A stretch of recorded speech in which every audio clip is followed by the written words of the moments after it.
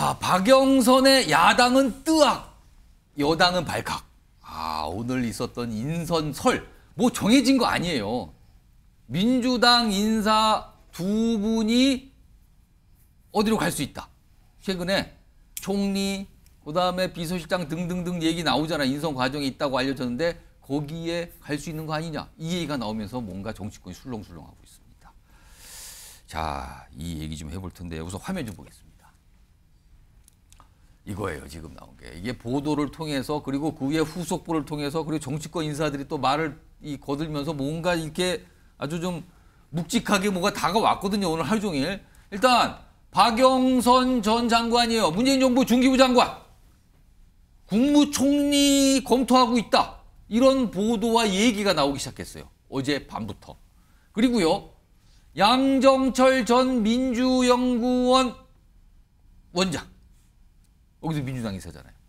문재인 전 대통령의 최측근으로 꼽히는 인사입니다. 그런데 윤석열 대통령 비서실장으로 검토 중이라는 얘기가 나왔어요. 이 보도가 나오면서 오늘 오전에 발칵하고요. 그리고 대통령실이 입장을 냈는데 이겁니다. 자, 두 인물을 포함한 인선 검토된 바 없다라고 선을 그었어요. 근데 여기서 끝나지 않고 계속 얘기들이 나오는 겁니다. 그리고 여야 모두 반응들이 나오고 있어요. 일단 이 두 인물과 윤석열 대통령이 과거에 어떤 인연이 있었다는 얘기가 그동안 계속 있었거든요. 그 목소리 들어보겠습니다. 이 윤석열 총장하고는 국정원 수사 당시부터 저하고 제가 그 당시에 법사위원장을 했었기 때문에 뭐 이렇게 간간히 뭐 일이 있을 때마다 연락을 해왔던 그런 일입니다. 양정철 비서관이 추천을 해서 밀었고 제가 물어봤어요. 야, 양비, 네가 윤석열을 추천했고 추천한 거는 사실이랍니다.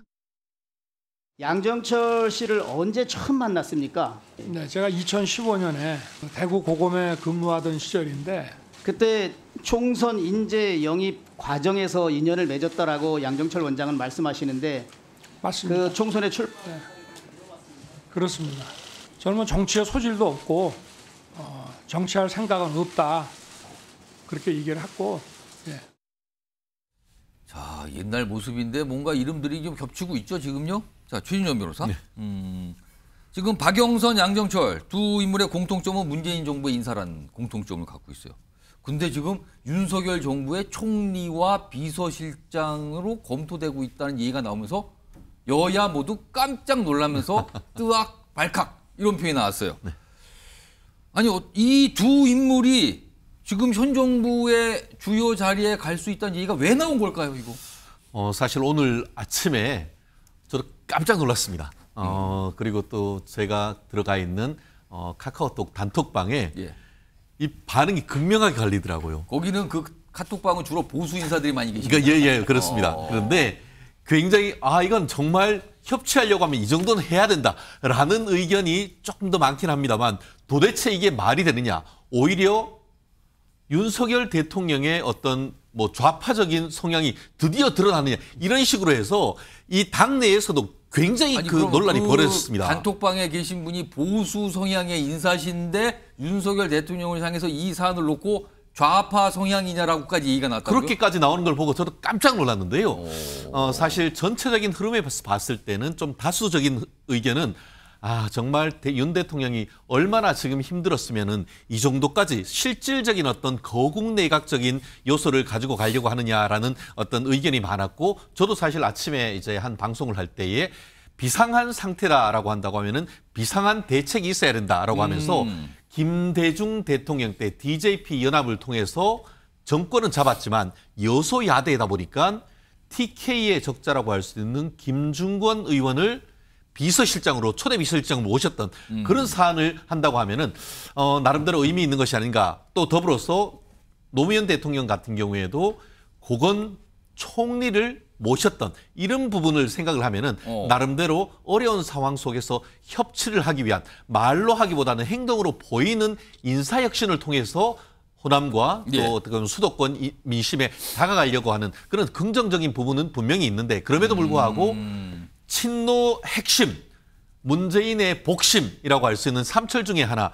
사실 한때는 그 양정철 더불어민주연구원장은 노영민 비서실장 이후에 후임으로 그 문재인 대통령의 비서실장으로까지도 사실은 예. 거론됐던 분 예, 아니겠습니까? 그러다 보니까 당내에서는 정말 엄청나게 뜨거운 스파크가 튀었던 하루였다 이렇게 보이는 것 같습니다. 일단 대통령실은 선을 그었죠. 검토한 바 없다라고 선을 그었지만은 그 파장은 계속 이어지는 것 같아요. 이런 상황에서요. 다음 화면 좀 볼까요? 박영선 전 장관의 어떤 최근의 모습인데 오늘 새벽에 이런 보도가 있었어요. 계속 이게 어제 뭔가 얘기가 조금씩 나오다가 그러면서 알려지기 시작을 했는데 어제 새벽에 조금 일찍 귀국합니다. 곧 한국에서 뵙겠습니다. 이 얘기까지 겹치면서 이거 정말 뭐가 있는 거 아닌가 지금? 이게 묘하게 겹쳤단 말이에요. 지금 귀국한다는 내용까지. 갑자기 조기 귀국이에요. 이것도. 지금 미국의 한 대학에서 뭔가 연구활동을 하다가 귀국을 한다고 나왔단 말이에요. 강성필 민주당 국민소통위 부위원장. 따지고 보면 윤석열 대통령과 모두 두 인물이 인연이 있단 말이에요. 이거 가능성 어떻게 보십니까? 가능성은 충분히 있죠. 그런데 현실로 이루어질지는 사실 물음표다. 뭐 가능성이 있는 거하고 현실로 이루어지는 건 다른 겁니까? 그럼요, 가능성은 있죠. 그런데 이제 현실로 이루어질지 미지수라고 하는 이유는 뭐냐면 지금 대통령실의 최근에 어떤 인선에 대한 스타일을 보면은요. 예. 일단 본인이 하고 싶은 사람을 한번 던져봅니다. 그래가지고 언론에 한번 띄워봐요. 애드 언론을. 그래서 분위기가 아니다 싶으면 검토된 바 없다. 이렇게 정리가 되더라고요. 김부겸 전 총리 얘기 말씀하시는 겁니까? 아니 뭐 그 전에도 사실 뭐 원희룡 전 장관, 뭐 이상민 장관, 뭐 정직석 전 부의장 이렇게 있었잖아요. 그러니까 바로 민주당에서 원희룡 장관은 이래서 안 되고 이상민 장관은 이래서 안 되고 전직석 부의장은 이래서 안 된다 이렇게 얘기를 하니까 사실 그 말이 맞거든요. 예. 그런데 저는 이제 개인적으로 이런 생각을 해봐요. 비서실장은 대통령과 함께 막역한 얘기를 해야 되기 때문에 저는 인사권이 또 있기 때문에 저는 비서실장 정도는 윤석열 대통령이 편하게 느끼는 사람. 하지만 정치적인 내공이 좀 있고 예. 윤석열 대통령의 어떤 정치적인 과외 선생 같은 어떤 베테랑 정치인이 갖는 것이 저는 옳다. 조금 편한 사람이라도 예. 그래서 그 야당이 조금 계속 후수두는 것은 조금 과도하다. 그렇게 보지만 최소한도로 총리 정도는 저희 야당의 동의를 얻어야 되기 때문에 그렇죠. 저희 야당과 어떤 협치를 이룰 수 있는 사람을 사전에 조율이 돼서 이렇게 공개를 하는 것이 저는 앞으로 22대 국회를 원만하게 이끌어가려고 하겠다는 윤석열 대통령의 마음이 있다면 꼭 그렇게 해야 된다. 그래서 그럼 박영선 전 장관 같은 경우 능력도 있고 예. 저희 민주당에서 상징적이고 또 정책통이고 예. 하기 때문에 저는 또 괜찮다고 봅니다. 하지만 여긴 전제 조건이 있습니다. 뭡니까? 무엇이냐? 세력과 세력 간의 결합이 되는 거예요. 그렇기 때문에 박영선 전 장관도 한국에 일찍 귀국한다고는 했지만 예. 본인 마음대로 결정할 수 없을 겁니다. 그래서 다시 결론으로 돌아가면 예. 뭐 비서실장이야 뭐 누구를 하시든지 간에 뭐 저는 하셔도 괜찮지만 예. 총리 정도는 빨리 야당의 대표인 이재명 대표를 만나서 그런 다음에 그래서 세력과 세력 간의 어떤 규합이 있어야지 자연스럽게 물 흐르듯이 갈 것이다. 저는 이렇게 한번 예상을 해봅니다. 자, 지금 이 내용과 관련해서 뭐 반응들이 계속 나오고 있어요. 여야에서. 그 목소리 좀 묶어봤습니다. 들어보시죠. 좋은 분들이라고 생각합니다. 그리고 특히 또 김대중 대통령께서 IMF 극복하기 위해서 보수 진영에 있던 분을 비서실장으로 모셔왔지 않습니까? 그런 적이 그러면서 여야가 서로 상생하고 화합하는 협력 관계로 이제 IMF를 극복했으니까 저 무난하다고 봅니다. 이게 아마 질러보기고 띄워보기 아닌가, 간보기다. 이걸 윤석열 대통령은 야당 파괴 공작으로 하고 있는 거예요. 아직 정신 못 차린 거예요. 거기에서 만약에 이런 인사들이 두 지도자 사이에 합의됐다고 하면은 민주당이 인준할 수 있고 협력할 수 있죠. 이런 사술로 전국을 돌파하려고 하면은 큰 오산이다. 그렇게 해가지고서 지금 사태를 수습한다고 생각하면은 엄청난 착각을 하는 거라고 난 봐요. 윤 대통령이 그 사람들을 써서 외형상으로는 무슨 야권을 갖다가 썼기 때문에 뭐 협치를 할 가능성이 있다고 이렇게 생각하는지 모르지만 내가 보기에는 그래가지고서 사태를 수습한다고 난 보질 않아요. 긍정적인 반응도 있지만 또 여기저기서도 혹평도 나오고 이게 뭡니까 지금 그게 뭐가 되는 겁니까 뭐 이런 반응까지 나오고 있는 상황입니다. 화면 좀 보겠습니다.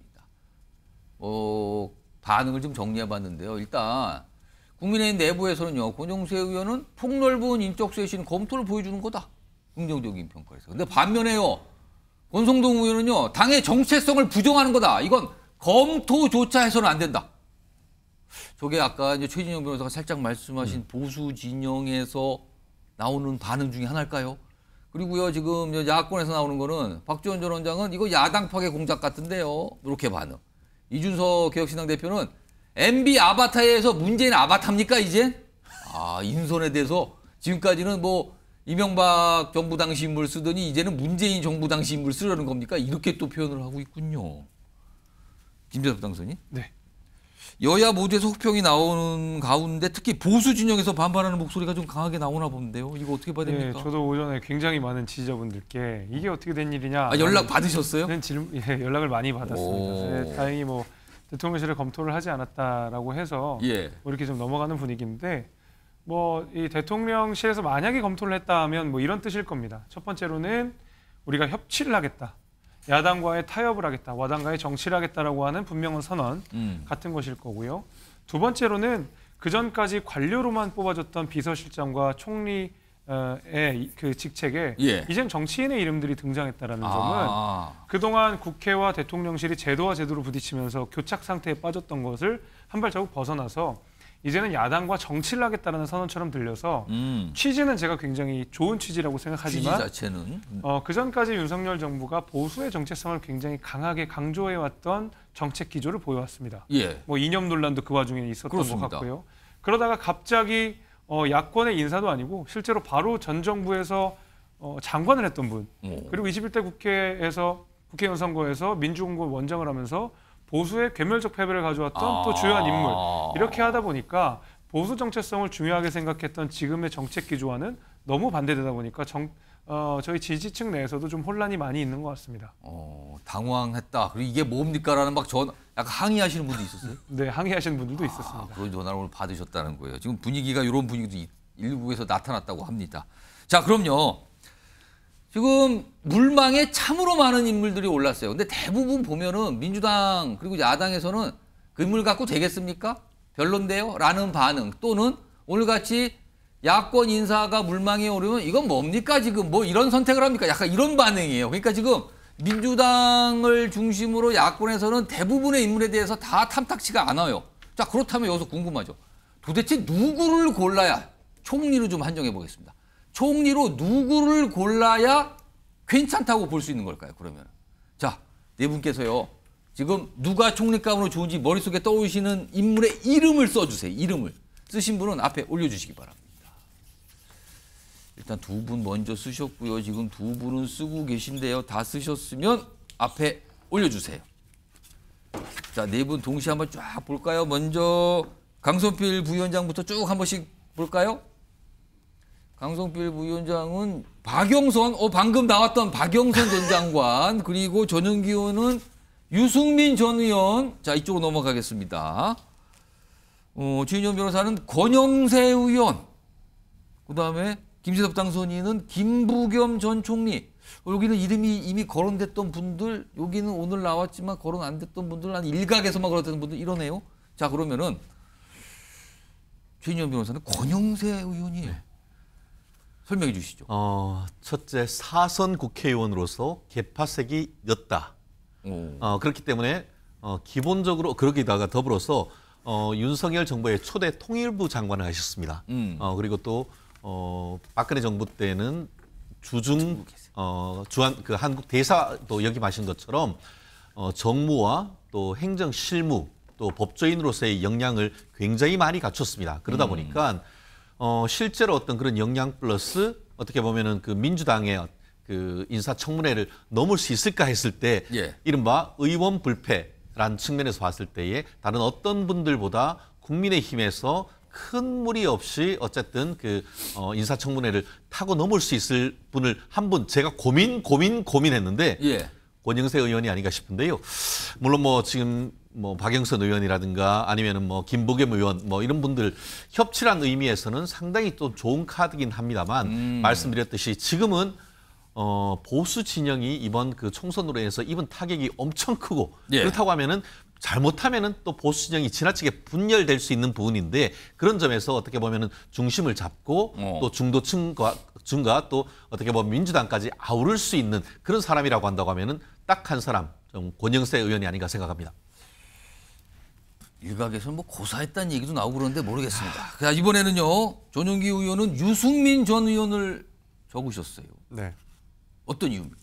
그러니까 대통령실에 얼마나 많은 쓴소리와 그리고 얼마나 많은 정책을 바로잡을 수 있느냐 이것이 저는 키 포인트 같습니다. 그래서 지금 많이 훌륭한 인물들이 거론되고 있기는 한데요. 이분들로는 부족할 것이다라는 관측입니다. 그 이유가 무엇이냐면 결국에 문재인 정부의 사람들을 쓰게 된다는 것은 만약에 윤석열 정부가 추진하려고 했던 정책 과제들을 예.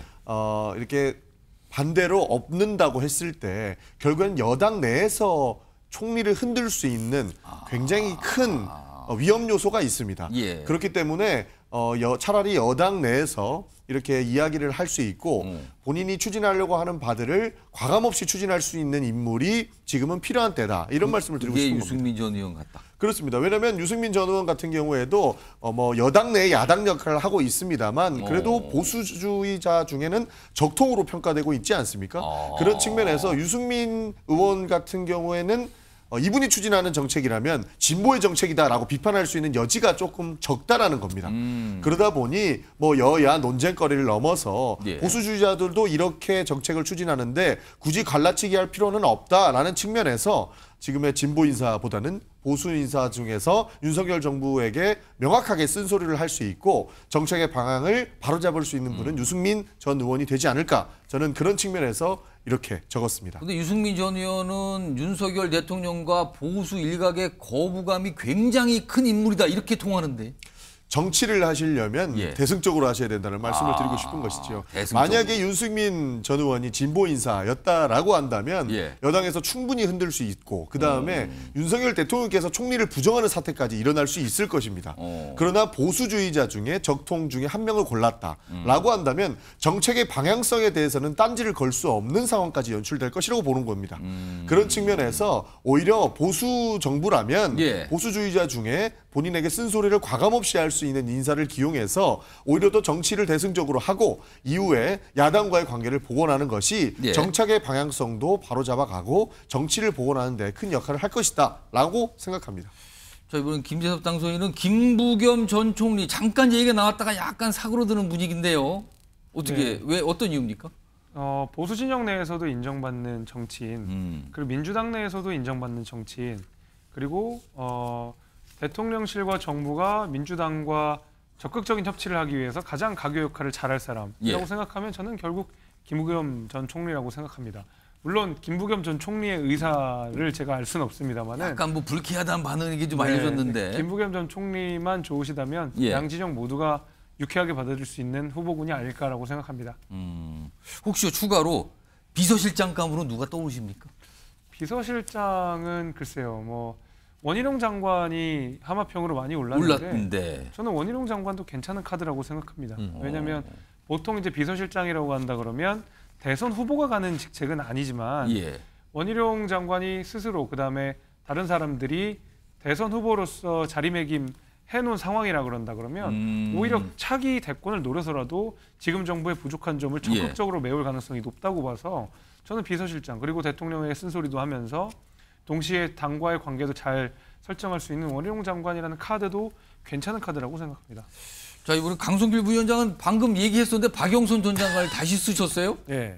사실 아까 어렵다고 현실적으로 어렵다고 그러시는데 또 쓰셨어요, 지금요? 어차피 저의 어떤 의견을 뭐 윤석열 대통령께서 받아들일 분은 아니시니까요. 네. 예. 근데 이제 제가 생각하는 이 총리의 조건은 한 세 가지 정도가 있습니다. 첫 번째는 정치 베테랑. 그래서 윤석열 대통령한테 어떤 이슈에 대해서 설명해주고 이해시키는 그런 능력이 있어야 된다.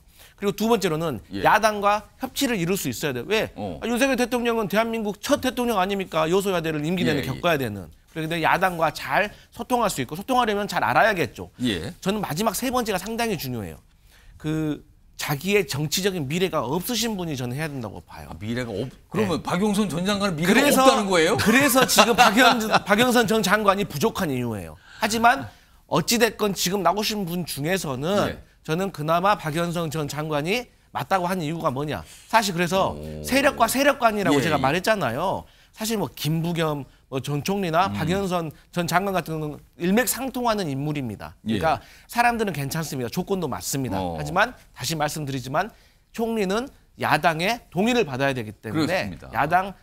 야당과의 협치를 하는 차원에서 물밑 접촉을 좀 할 수 있고 그러기 위해서는 빨리 야당 대표 만나서 좀 논의하는 게 저는 접점가 아닌가 싶습니다. 마지막 조건이 정치적 미래가 없는 분이 적합하다 그런데 지금 아까 알려드렸잖아요. 박영선 전 장관이 곧 귀국해요. 지금요. 지금 귀국하자마자 또 강성필 부위원장 연락 오는 거 아닙니까 지금요? 아니 그러니까 이분이 그 조건 하나만 없다. 없다. 그건 아니다. 그래서 완벽한 후보는 아니다. 아무튼 듣기에 따라서는 묘하게 들리는 말씀을 하셨어요. 지금요. 알겠습니다. 자, 요 정도로 좀 해보고요. 어제 윤석열 대통령 이 국무회의 모두 발언 그리고 또 비공개 발언을 통해서 총선과 관련 입장을 좀 냈는데 이게 또 오늘도 정치권에서는 여전히 얘기가 좀 나오는데요. 우선 이쯤 되면은 보수 진보 인사들이 동시에 윤석열 대통령을 압박하는 상황일까요? 목소리 좀 들어보겠습니다. 참모가 건의를 했겠죠. 대통령님 이러시면 안 됩니다. 여론이 나쁩니다. 제가 그냥 흘리겠습니다. 이렇게 했을 가능성이 많고요. 여하튼 그런 엉터리 사과, 참모 대상 사과 아닙니까? 이 총선 참패 후에도 모든 문제의 근원이 대통령 자신임을 인식 못하고 있는 거고 아주 무참한 방식으로 사과를 하는 날이 올 것이라고 봅니다. 이게 제가 한 말 중에 지금 여권에 대해서 한 말은 거의 틀린 말이 없는 것 같아가지고 소름 끼치는 것 같은데 환자는 서울에 있다. 환자는 용산에 있다.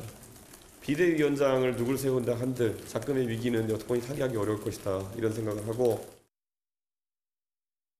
자, 오늘 국민의힘의 원로분들, 상임 고문들이 만났어요. 만난 자리가 있었는데 여기에서도 목소리가 좀 나왔습니다. 들어보겠습니다. 패의 원인은 대통령의 불통 그리고 우리 당의 무능에 대한 국민적 심판이라고 생각하고 있습니다. 대통령의 어떤 독선적인 그런 모습들이 막판 표심에 나쁜 영향을 주었던 것이 아닌가. 왜 이렇게 되느냐는 아주 통렬한 반성이지 뭐. 고문들도 신랄하게 이야기 다 하고. 대통령이 좀 더 겸손하고 민심을 더 살피도록 노력해달라 뭐 그런 얘기했어요. 패배 원인은 행정부에 많이 있다고 봐야죠. 최인영 변호사, 이렇게 되면 여야 좌우 모두에서 지금 윤석열 대통령을 향한 쓴소리와 압박성 발언들이 나오는 것 같은데 이거 어떡합니까? 이거? 윤 대통령의 위기죠. 결국 위기가 있으면은 사실 어떻게 잘 대응하는가가 문제가 아니겠습니까? 그렇기 때문에 지난 총선 끝나자마자 바로 국민들의 어떤 총선에 나온 뜻을 겸허히 받아들이겠다. 그리고 또 그러기 위해서 민생이나 이런 부분의 경제를 살리기 위해 더 헌신하겠다라는 취지를 했고 실제 어제 같은 경우에는 국무회의에서 본인이 직접 대국민 사과하는 그런 취지까지 말씀하신 건 아니겠습니까?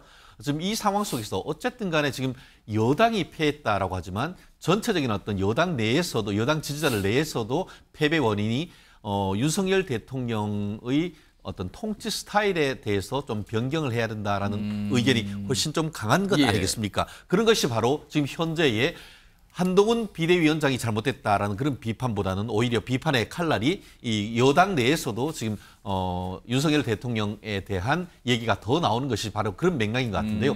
말씀드린 것처럼 이 국민의힘에서 제가 듣기로 지금 총선 패배 백서를 지금 만든다고 합니다. 그러면 거기에서 원인을 분석을 하고 철저한 원인에 따라서 대책이 나온다고 하면은 그러면 이제 2년 뒤에 있는 지방선거라든가 3년 뒤에 있는 총 대선까지 가기 때문에 지금으로서는 십자포화가 있다 하더라도 윤석열 대통령께서 정말 다 받아들이시고 그 받아주신 그것을 자양분으로 해서 새로 용산 비서진과 이 국무총리를 비롯한 내각을 한다고 하면은 그 윤석열 2기 내각은 어떻게 보면은 다시 한번 어떤 아픔을 듣고 성취할 수 있는 그런 가능성을 할 수 있기 때문에 이런 비판에 대해서는 어떻게 보면은 그 우리가 겸허하게 윤석열 대통령실에서 받아들여야 되는 그런 상황이 그 시간인 것 같습니다.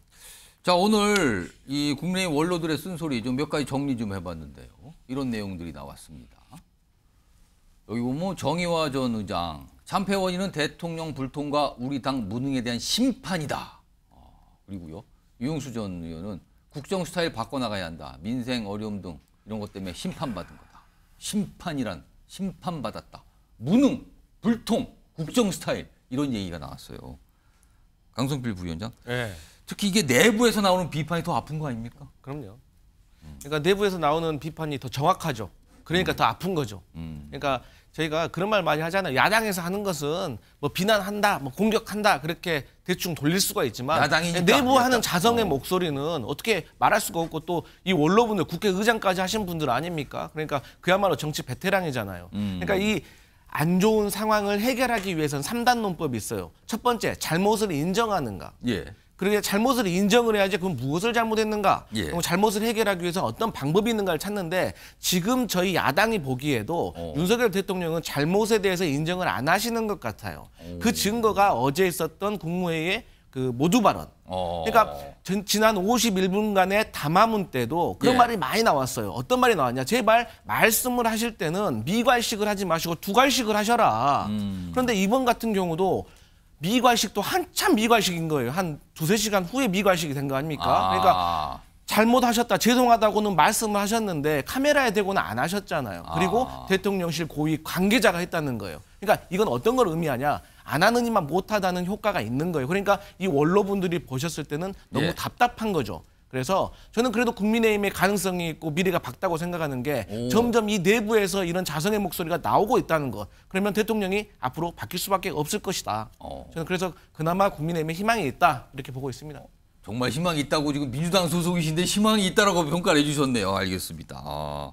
뭔가 움직임이 있을 것 같다라는 전망이셨는데 어제 윤석열 대통령의 발언이 두 경로를 통해서 첫 번째는 모두 발언은 직접적으로 공개가 됐고요. 그리고 그 국무회의가 끝난 뒤에 한 5시간 뒤에 대통령실 관계자의 브리핑을 통해서 비공개 회의 때 나온 발언이 소개가 됐어요. 이게 두 차례 소개된 거죠. 화면 보겠습니다. 약간의 분위기나 뭔가 강도가 좀 다르다는 평가를 받는데 어제 공개 발언이 됐어요. 그 핵심은 올바른 국정 방향을 잡고 최선을 다했지만 국민께서 체감할 변화에 모자랐다. 이게 가장 핵심으로 지금 꼽히거든요. 근데 어제 비공개 발언 내용 중에서 이런 게 있었어요. 대통령이 저부터 잘못, 국민 위에 뭐든 다 할 것, 국민 위에 못할 게 뭐 있나, 반성한다. 이렇게까지 나왔어요. 이거에 대한 여당 내부의 평가 좀 보겠습니다. 첫 모두 발언 같은 경우는 이제 외부에서 작성을 해가지고 대통령께서 이제 읽으시는 거 아니겠어요? 그 뒤에 이제 그 허심탄회하게 그 참모들하고 얘기하면서 대통령의 어떤 본심이랄까 더 이렇게 진솔한 본심 같은 게 나올 수 있다고 봅니다. 그런 좀 아쉬운 점은 있겠습니다만은 그래서 전체적인 취지도 그 대통령께서 굉장히 더 낮아지고 또 겸손해지고 경청하겠다 이런 얘기는 그 자체로 중요한 거지. 전용기 의원, 윤석열 대통령 분명히 이제 비공개 회의 때는 반성과 사과를 꺼냈는데 그 발언은 그 내용은 사실 공개 발언이 아니고 국무위원들, 그러니까 장관들을 포함한 국무위원들 앞에서만 한 발언이 됐어요. 근데 그게 브리핑을 통해 알려진 건데 왜 그렇게 했을까요? 그게 말이 안 되는 거죠. 사실 저렇게 했었으면 안 됐다라고 말씀드리고 싶습니다.